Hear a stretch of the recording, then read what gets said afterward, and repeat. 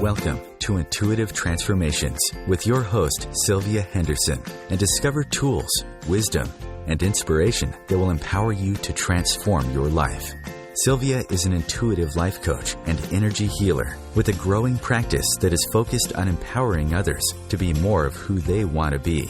For the next hour, join Sylvia and explore and unravel anything in the way of you creating the life that you would love to live on the OMTimes Radio Network.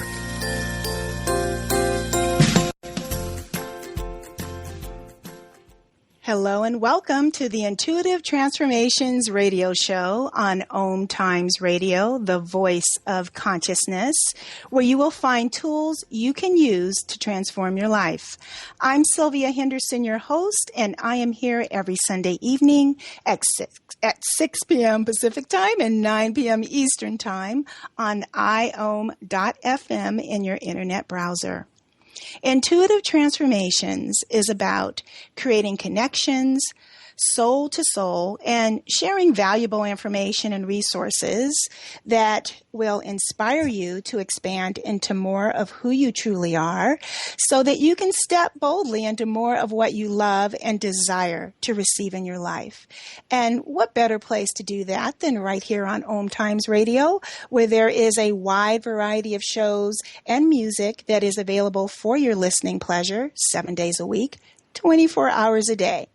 For more information about OMTimes Radio, OMTimes Magazine, and the OMTimes Advisors, please be sure to visit OMTimes.com. There is so much for you to discover and explore. The magazine is absolutely stunning. And if you've missed any issues, well, don't worry. You can find all the previous OMTimes Magazine editions on the website, as well as all of the previous shows that OMTimes Radio has aired in the past. It's a great website, and I encourage you to check it out after the show.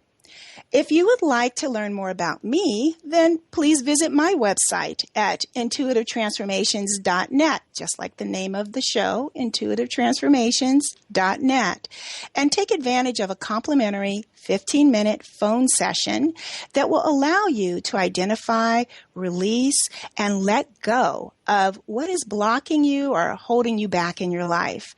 This 15-minute phone session is my gift to you. It's absolutely free with 0 strings attached. That's 15 minutes of change and transformation from my heart space to yours. To take advantage of my free offer, just book your complimentary session online today at intuitivetransformations.net. And I just want to share with you a testimony that I received just last night from a lady who lives in Los Angeles, California, who listened to last week's show, and she took advantage of my free offer. She sent me an email and she said, I felt a distinct shift in my energy field during my session. And she said that I was gifted and generous. And I'm like, okay, so I'm patting myself on the back a little bit only because she's encouraging me to do so. But I wanted to share that with you. If you would like to experience a distinct shift in your life, then book your complimentary session today online. I won't be offering this experience for free for much longer, so be sure to take advantage of it while it's still available. Because the more we change our world. And change is important. If we want to heal the planet, we can't continue doing the same thing over and over again.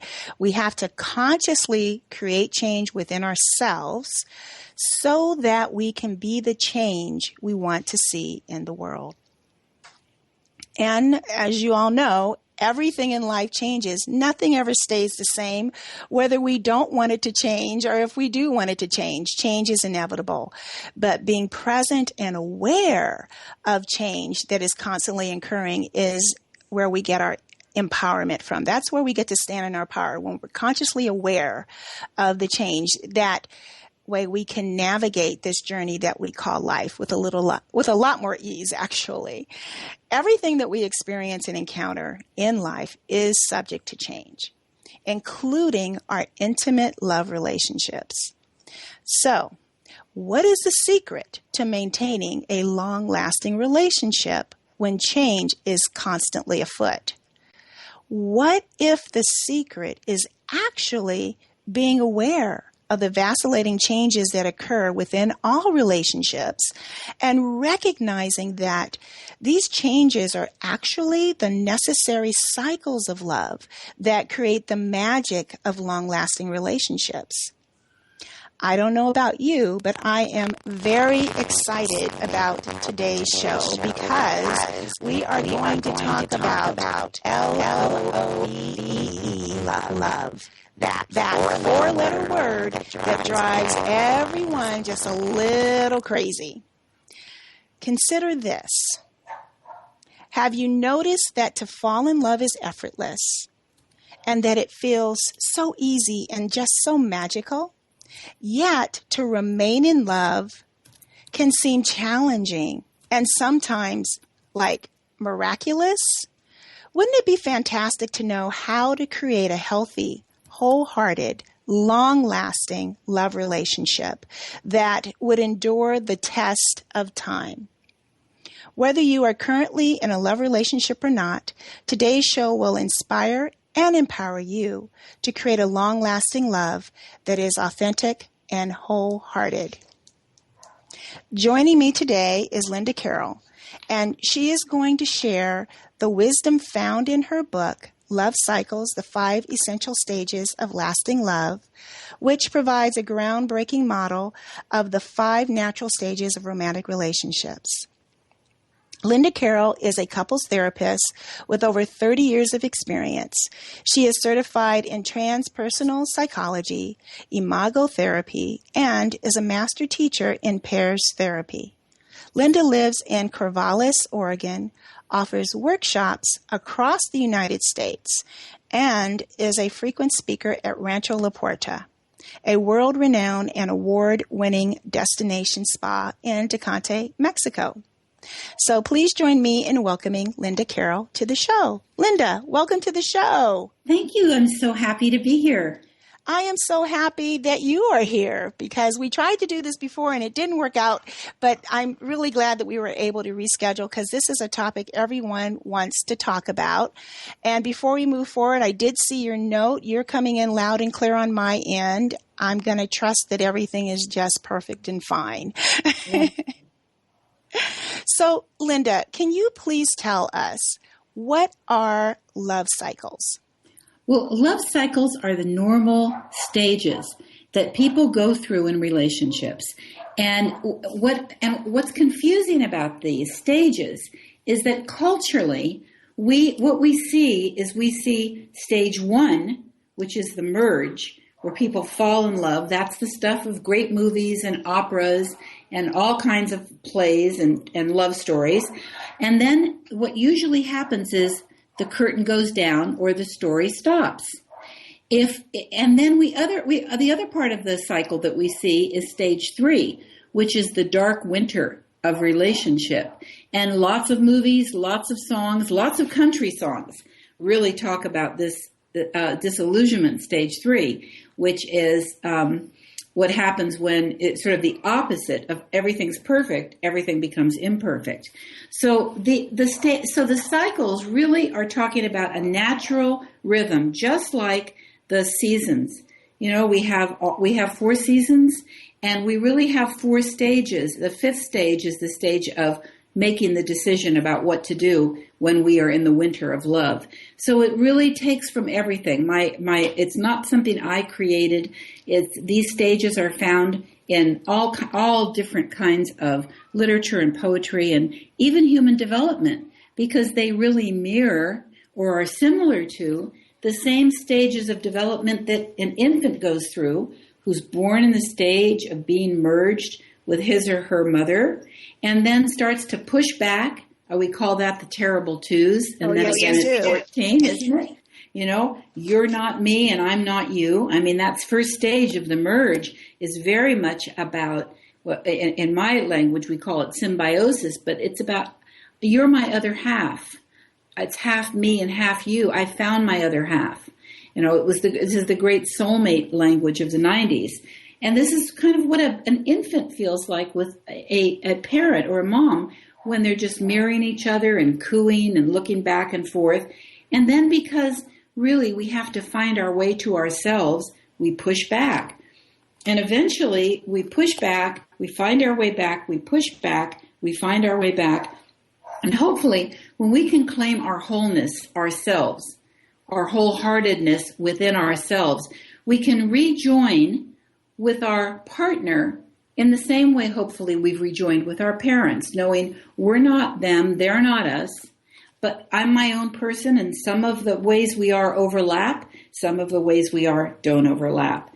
So the stages mirrors the seasons. It mirrors the developmental stages that we go through as infants to adults. It mirrors so many parts of life, the waves that go, in the ocean. And we're just used to seeing two kinds of love on camera and in music, and not realizing that there's a whole cycle there and it's all normal. I'm so glad you explained it that way. To me, that makes perfect sense, especially that pushing back and coming back toward. That happens typically in most relationships. When they move past that, I can't do without you by my side. I have to talk to you every night. Yes. I have to hear you say goodnight to me before I can go to sleep. That merge love that is romanticized, as you spoke of earlier.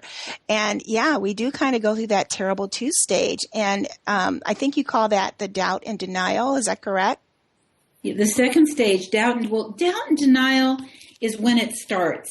It's when, the hormones and the chemicals that happen, the changes in the brain that happen in a person who's in the new stage of love, which has diminishing returns. Now, these chemicals last 3 years the first time you fall in love, and they're less and less each time.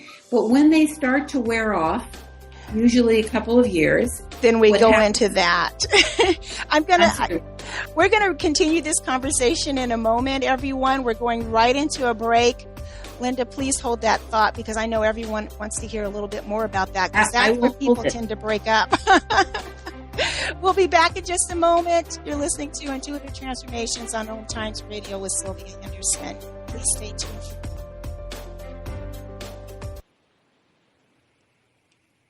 The cutting edge of conscious radio, OMTimes Radio, IOM FM. Host your show on IOM FM, the radio network of OMTimes Media, one of the more recognized brand names in the conscious community, and is backed by the extensive marketing reach of OMTimes. Hosting a show on IOM FM immediately connects you with our extensive dedicated community. Matt Connerton here. Join Jen Coffey and I twice a week for Matt Connerton Unleashed, a political talk show that's a little different than what you're used to. No liberal or conservative agenda here, just an honest dialogue about truth and how things really work in the world of politics. Matt Connerton Unleashed, every Tuesday and Thursday night at 11 p.m. Eastern on OMTimes Radio. Imagine receiving healing, vibration-raising energy as you listen to the radio. Energy that flows effortlessly to you. Imagine exploring all things metaphysical, sharing in an ongoing adventure. Join me, Karen Smoot, along with my co-hosts Lisa Victorson and Wendy Weber for Immersion into Source, every Wednesday, 8 p.m. Eastern Standard Time, right here on Home Radio. Are you trying to get from point A to point B and need a little advice? Connect with the counselors at OMTimes Advisors. Whether you're looking for a life coach or a spiritual intuitive, the advisors participating at advisors.omtimes.com were carefully chosen based on their gifts, skills, and professionalism. OMTimes Advisors, connecting you with the best advisors in the business. Connecting you with the best of the conscious minds in the world. OMTimes Radio. IOM FM. Welcome back. This is Sylvia Henderson on OMTimes Radio, Intuitive Transformations, and I have with me here my very special guest, Linda Carroll. And before we went into the break, Linda was sharing a little bit about how the love cycles that are defined so beautifully in her book, Love Cycles, The 5 Essential Stages of Lasting Love, are very similar to the same things that we go through in childhood development.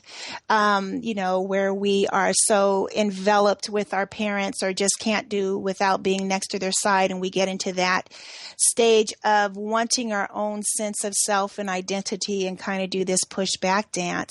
And so, Linda, is that not okay? So before we go into the break, we were talking a little bit about doubt and denial. Is that the doubt and denial, or is that the disillusionment? No, the doubt is when we start to wake up and we notice that some of the things we fell in love with begin to bother us.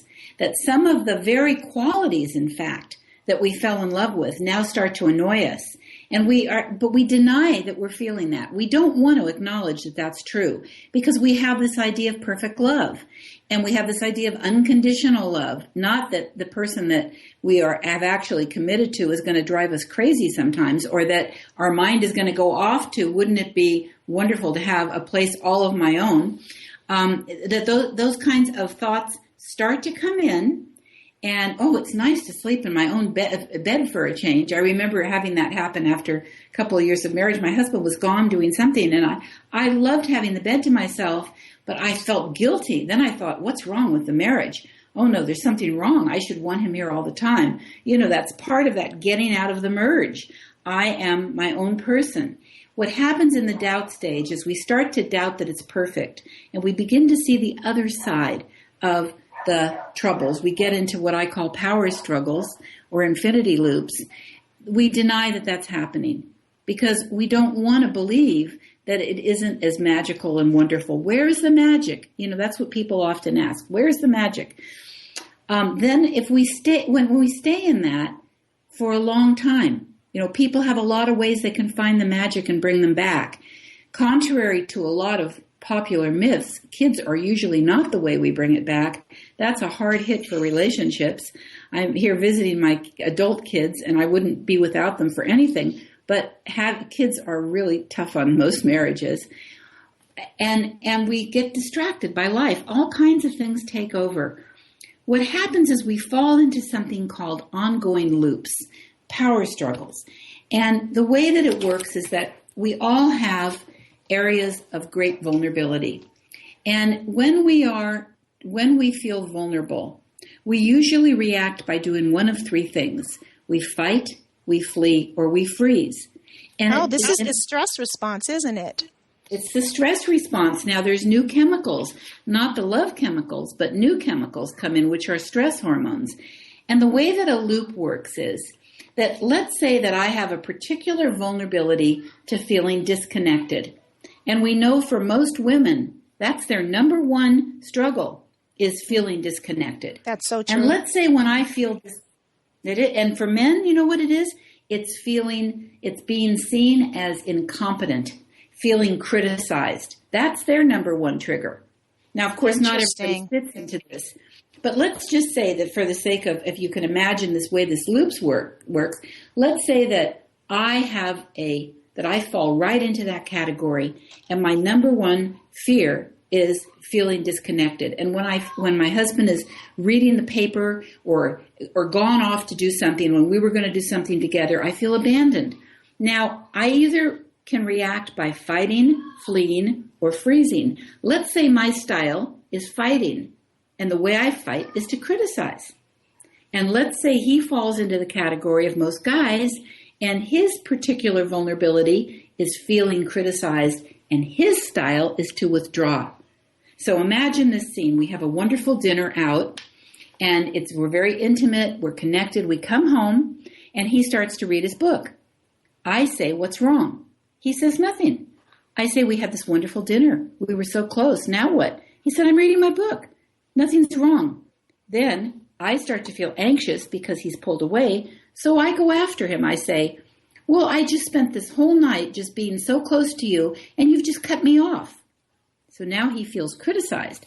And if his way is to withdraw, he then pulls away and says, I can't do anything to make you happy, or a variety of things people do, and goes off and works on his bike or whatever he does.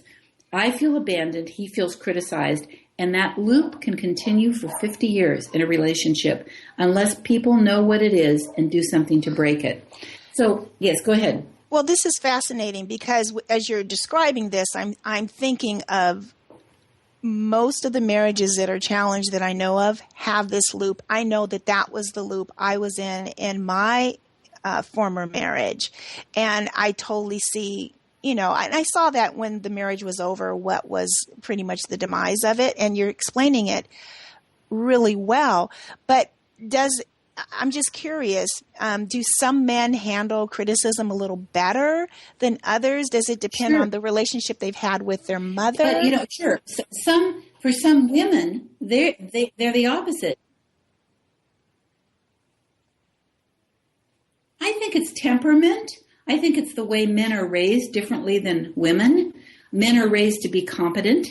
Women are raised to be connected. Mm. If you interview someone who coaches girls and boys sports, if a boy falls down in the middle of a game, the kids may look to see whether or not they broke their leg, and then they reconvene and start playing again. The girls stand around and wait to see what happens. Is she okay? What's going on? I mean, women are raised to be the emotional connectors. Our brains are different. We're tracking on two sides of the brains all the time. Men's brains are much more unifocused, but people are very different. I think that some men have, they're not as defensive, or they're not as prone to being, sensitive, right? Sensitive. But, I remember one time going with my youngest son to a basketball, when he was in basketball in junior high, and he was at a practice, and I'd never seen a practice. And when it was over, I said, I can't believe the way the coach talks to you. That was so awful. He said, Mom, that's how coaches talk. It's nothing. But I think it is something. I think that there's a vulnerability in men that very early they compare themselves to other guys in terms of competence. I agree with you totally. And it's interesting that you're saying it's actually a physiological wiring of the brain, because I thought it was more of a environmentally, socially taught way of being. I was born in the late 50s. Yes, I'm old people. So I remember when, little girls, we were always given dolls. And so you did not take care of your baby doll. You dropped the doll if you cut the doll's hair. Or you didn't treat the doll the way that a mother would treat a newborn baby. Maybe you might be ridiculed or shamed or, corrected about, how are you going to ever take care of a child of your own if you can't take care of a doll? Those kind of things were said back then. But yet little boys, if you had 7 little boys over and there were 2 trucks in a room and no other toys, the first 2 that got the trucks. And it was, the king of the hill kind of thing. Yeah. And you right. as a peer could not go and complain, or you would be labeled a crybaby. You would be shamed. And so I thought it was more of a conditioning thing, but you're saying that it actually is a biological thing. Yes, it is biological. It's somewhere around 18 months. The brain actually, in little kids, the women's brain keeps 2 sides stay open, and the men's have a process. I can't remember the name of it. The corpus callosum, I think. Oh, that sounds right to me. Yeah, it develops sort of a line down the middle, where they did a study where they put men in a radio room, and they played 2 different stories at the same time, and they asked men to tune into one of the stories and follow it. Every man could do that because they can go from one side to the other. They asked women to do it, and none of the women could. They tried to tune into both because women are, from the very beginning, and it's partly physiological, we are multitasking all of the time. And so part of that is we're checking for emotional cues as well as we're checking for what's going on around us. And I think that there is a biological, a physical, an evolutionary reason for this. If you think about the evolutionary part of how, if we start as cave people, the men are out looking for the lion. They're unifocused. And if they miss that lion, everybody starves. Where the women are tending the fires, gathering berries, watching babies, they're talking with other women. So they are actually checking all the time to their environment, to the emotional climate. And so I think that the development of this really has been this way as long as there were men and women, and we fall in love with each other because of the differences, and then we drive each other crazy. But some men are different. Some men want the emotional connection, and they get very anxious, and they start to pursue their partner when their partner backs away. So this doesn't fit everybody. And there are other loops besides the ones I described. But the loops, if we move into the third stage of disillusionment, the loops become set in concrete. Pretty soon, that's all we feel the relationship is.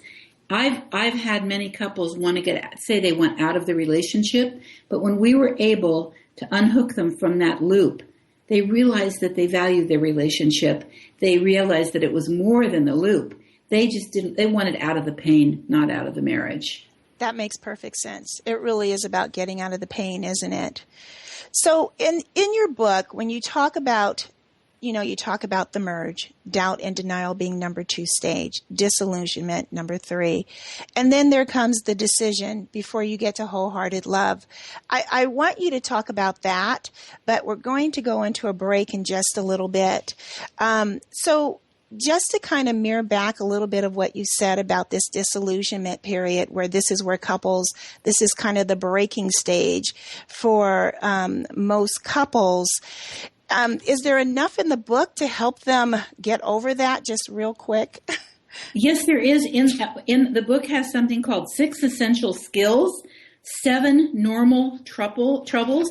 It also talks about sexual cycles, because we go through this a lot in our sexuality, the same thing, and what the barriers are to wholehearted loving. So the book really tells you a lot about how to do. Of course, it doesn't do it for you. We've got to do the hard work. It's like an exercise book. And both parties have to do the hard work. It can't be just the wife. Well, or just the husband. And I can talk about more when you come back. The answer is yes and no. How does that answer? Oh, yes and no. Okay. Well, we're going to continue this conversation in just a few minutes as we head into another break. Please stay tuned, because we're going to get a little bit more insight on that yes and no answer that Linda just shared. We'll be back in a moment. You're listening to Sylvia Henderson on OMTimes Radio.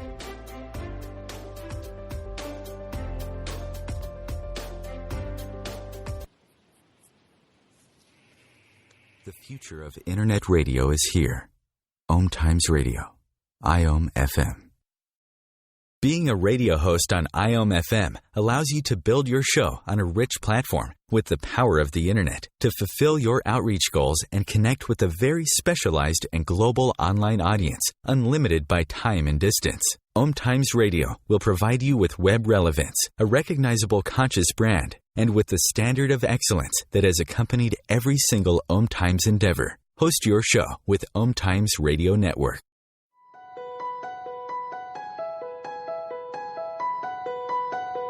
Hello, I'm Miriam Knight of New Consciousness Review, inviting you to my new show where I interview the rising stars of the conscious awakening. We'll explore the many faces of consciousness in action and intriguing perspectives on life, the universe, and everything in between. Join us each Wednesday at 2 p.m. Eastern on the Rising Stars Show.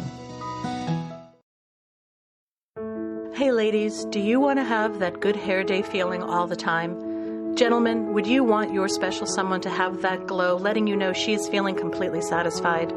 This feeling and that glow can be yours by embracing your sexual power. So join me, Rachel Kenley, award-winning romance author, on the O-Spot. The O-Spot will guide you to that peak with guest interviews, book discussions, and conversations on the thrills of sexual empowerment. Put the zing back in your life. Come up and see me sometime on the O-Spot, live on Hump Day at 10 p.m. Eastern.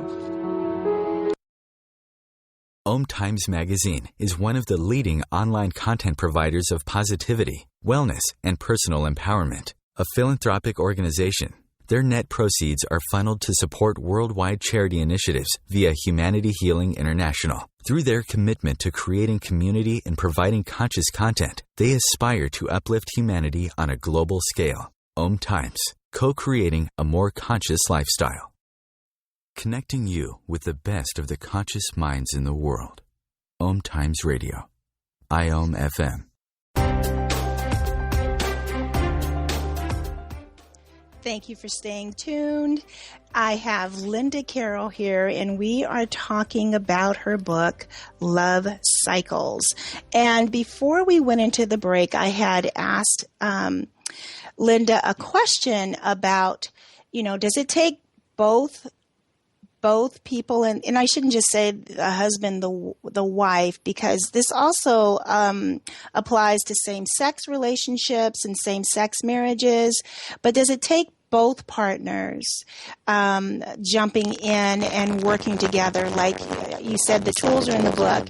Optimally, I would think that if both individuals in the relationship were together and worked on it as a team, that they might be an easier or faster way to get to the desired outcome versus one partner reading it. Or can you really affect change with just one person in the relationship reading it? Hello, Linda? And I answered yes and no. Yes, I'm right here. Okay, I thought I lost you. So you answered yes and no. So can you elaborate on that yes and no? Yes. One of the things that we get to, and I've been teaching relationship classes for 20 years, and I've been a therapist for 35. And I'll tell you this, and I've been married a long time. This is universal. I don't know a lot that's true, but I do know this, that we don't change anybody else. And so that's number one. Number two is that some people are geared towards personal insight, personal growth, and wanting to understand how this all works.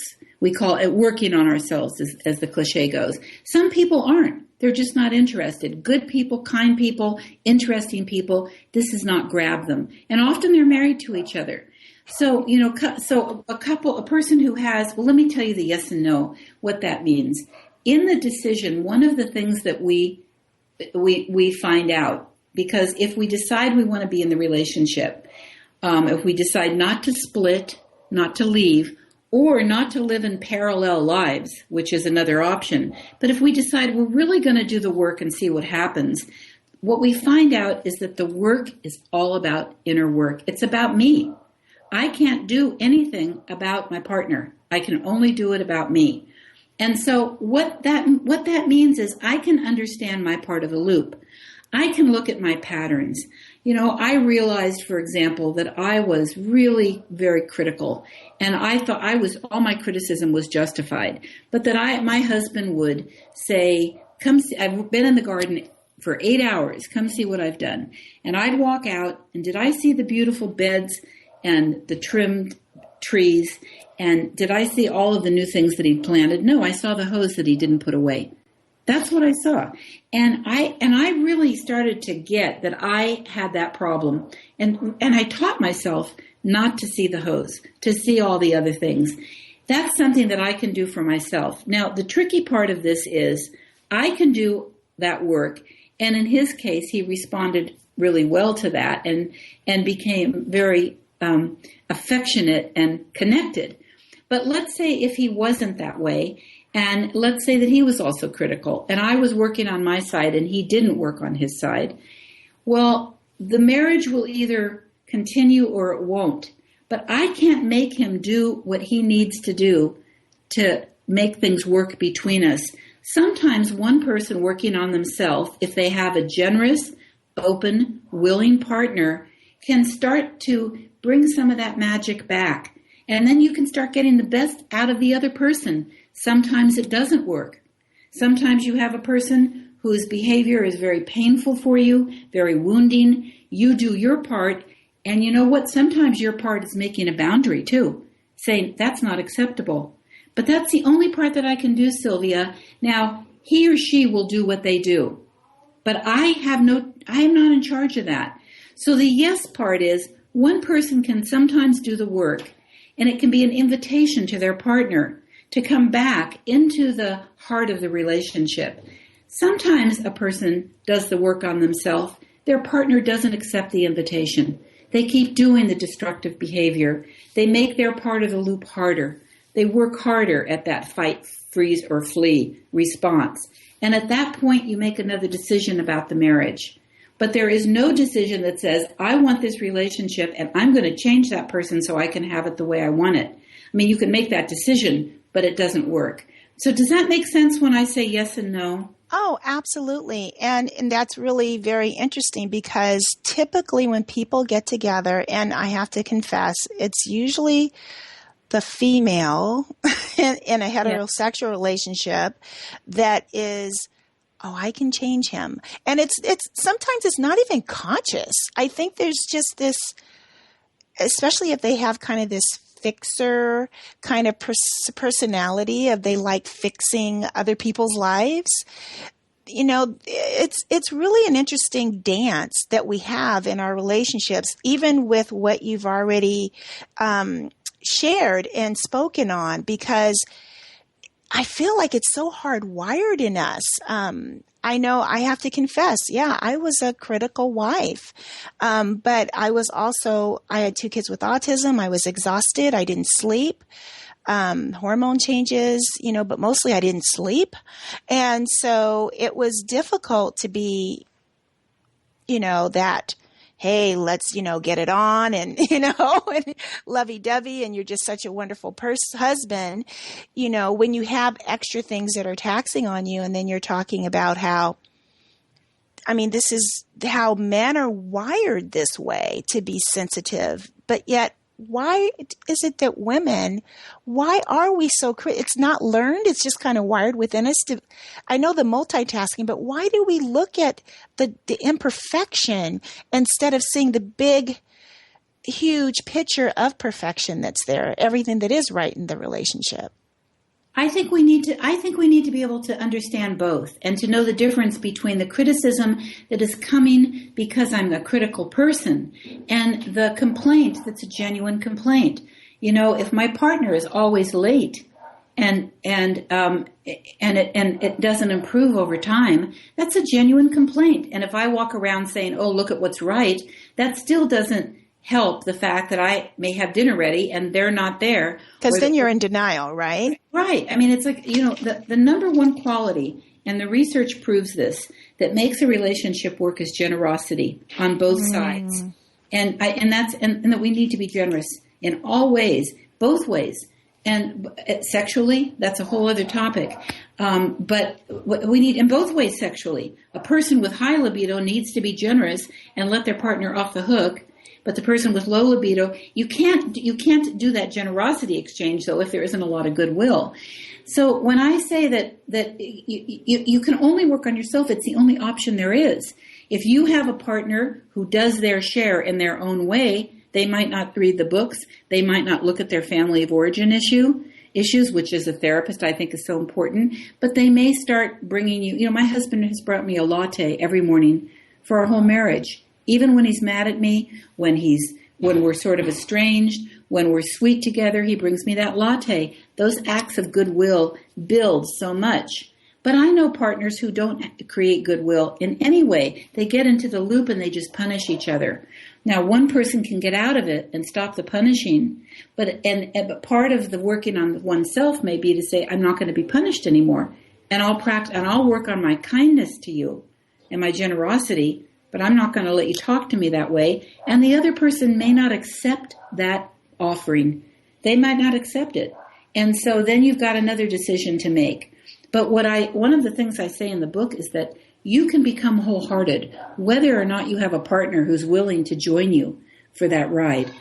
You can become wholehearted in how you leave a relationship. If you can leave and fight the tendency to make the other person bad and wrong, and wish them well, that's an incredible piece of spiritual growth right there.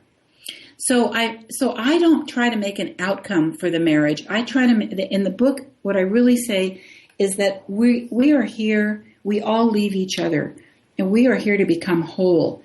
And some people can do that together. They can do that as a joint journey.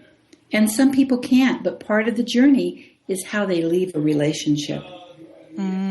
And that's this pursuit of wholehearted love, really, it sounds like to me, it's about when you wholeheartedly love yourself, right? That's right.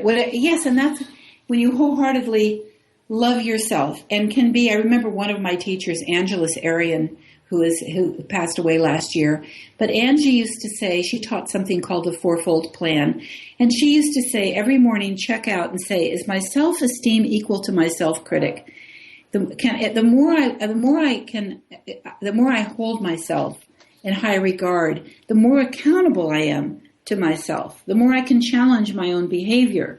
So loving oneself is not walking around saying everything I do is wonderful. I think it's really walking around and being kind of tough on yourself. Was that a fair thing to do?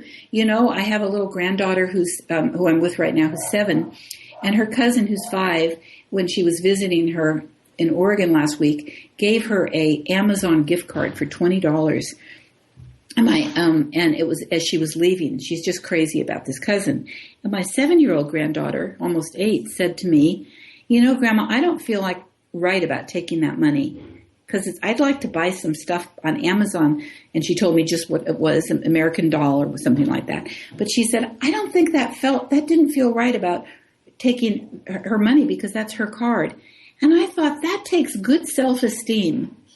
That takes good self-love to be able to challenge that, what would I call it, temptation to take advantage of a 5-year-old. She caught herself in it and didn't do it.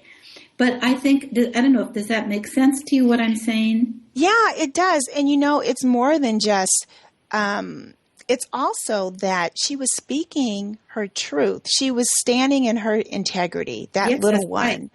Right. And right. I love that because I know the clients I work with, it's all about retraining us to remember our truth, first of all, because a lot of it's been taught out of us, and then how to stand in that. And so, yeah, you, in some ways, I feel like even if you're not in a relationship, reading this book will help to heal your life and prepare you for any relationships that may come your way in the future. So I know that we're getting ready to go into a break again. And when we return, we're going to continue having this fantastic relationship conversation with Linda Carroll. And so that you can learn more about how you can create a wholehearted relationship with your partner or even with yourself. So please stay tuned. We will be back in just a moment.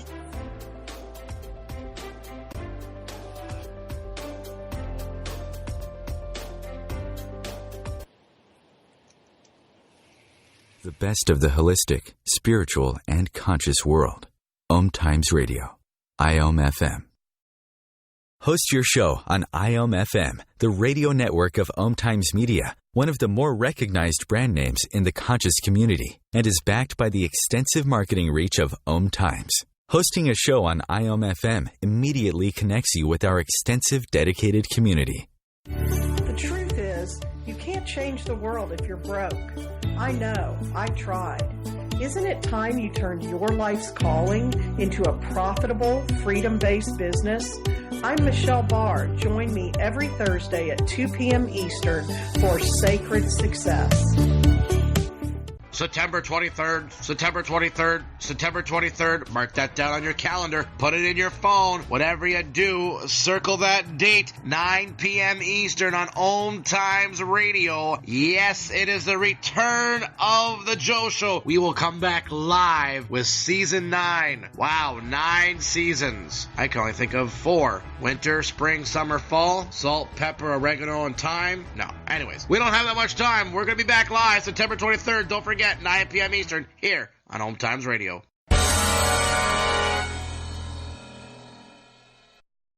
Have you ever wondered how to change your love paradigm? The secret key is finding a love partnership, not just a regular connection. How do you find these? Through conscious relationships. Ascending Hearts Dating is a dating site for people like you that believes in second chances and a different type of spiritual connection. Try Ascending Hearts for free today at ascendinghearts.com and change your love paradigm. Ascending Hearts, the premier dating community for the spiritually awake.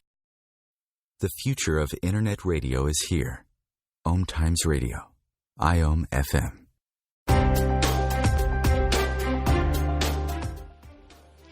Welcome back. This is Sylvia Henderson on the Intuitive Transformations radio show right here on OMTimes Radio, iom.fm in your internet browser. If you're just joining in, I want to make sure that you go to the archive section on Monday because you're going to want to check out this show from the very beginning. I have with me Linda Carroll, and we are talking about her recently released book, Love Cycles, the 5 essential stages of lasting love. And I tell you, Linda, generosity, right? Yes, absolutely. And every part of us, absolutely. Whether we're with a partner or with ourselves, that is how we really begin to heal the planet. When we're generous to us, we can be generous to others. That's right. And what a great way to open the door for equal energy and for receiving. So how can people get in touch with you, Linda? Well, they can go to my website, which is lovecycles.org or lindaacarroll.com. There's an A in there, lindaacarroll.com or lovecycles.org. And I do Skype with couples, and I work with couples in different cities. I'm going to San Francisco and New York next month. And I also teach classes in Oregon. I teach my Love Cycles class. So I love working with couples because for many of them, they really, when they learn the roadmap, it's behavior. It's not a secret. Nothing I teach is secretive. It's all behavioral. Anyone can do it if they're willing to do it, and they can bring their relationship, the magic, back some of the time. And of course, part of the skill is knowing that some of the time it's not going to be there and having that be okay too. So I think we have this expectation that if you're with the right person, you just walk around on this kind of Disney stage. But that's not true. People have bad days, bad weeks, bad months. Hard things come to us in this life, and we handle them differently. And I think having an understanding of that, I think one of the big troubles that couples get into is really believing the other person is them. What happens is, isn't it true? And so what happens is for years, for instance, I would get sick and my husband would come in and he'd hand me a glass of orange juice and he'd shut the curtains and sort of pat the bed and leave. And he'd get sick and I'd come in, I'd fluff the pillows, I'd sit by his bed, I'd bring him books, I'd talk to him endlessly. But you know what? When he gets sick, he wants to be left alone. He wants the curtains closed, a glass of orange juice, and nothing else. When I get sick, I want attention and pity. So I was giving him what I wanted. He was giving me what he wanted. And both of us feeling bad. You're not me and I'm not you. And that's a big lesson between a parent and a child, isn't it?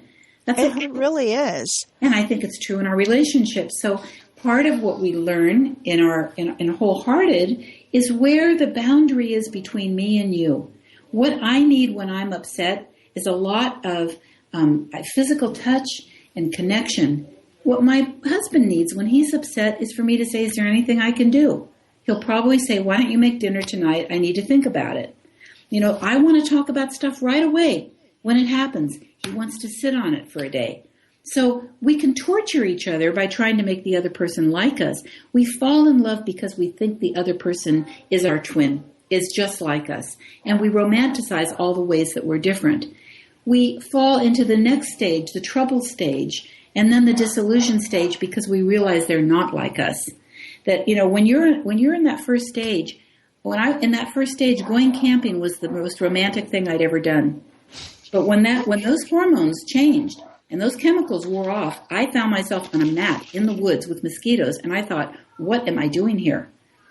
And so, everything works at the beginning, and sex works in the beginning pretty magically. But then we go back to who we are without those love hormones.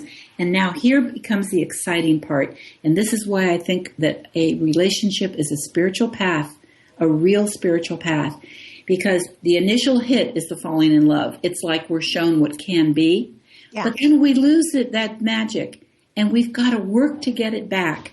It's like somebody has a very profound spiritual experience or an intuitive experience. And then they think that's it, they've arrived. But, intuition has a lot of imposters that we feel that really is, that are not intuition. It masks intuition, like desire. And love is like that. We fall in love and we think we've arrived, we've cracked the code, and all of a sudden we don't have the code at all. Then we get to do the inner work and the relationship work where we become more whole within ourselves.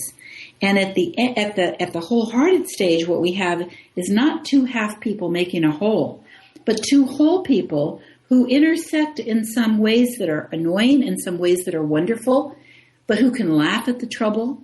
And then the whole cycle can go very quickly around and around. We don't stay in wholehearted. But what happens when we get there and we've learned some of those lessons, we can fall into those magic feelings on Monday afternoon. On Monday night, we can fall into disillusionment, the same old irritations, but we can get out of it. We can laugh. We can say, there I am. So I really think of it as a heroic journey two people take to become whole within themselves.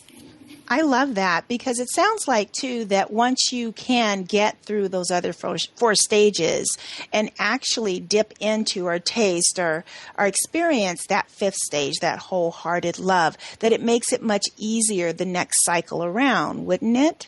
And it makes it easier with all our relationships. You know, a lot of people I've heard from who have read the book and found that it really helped them at work.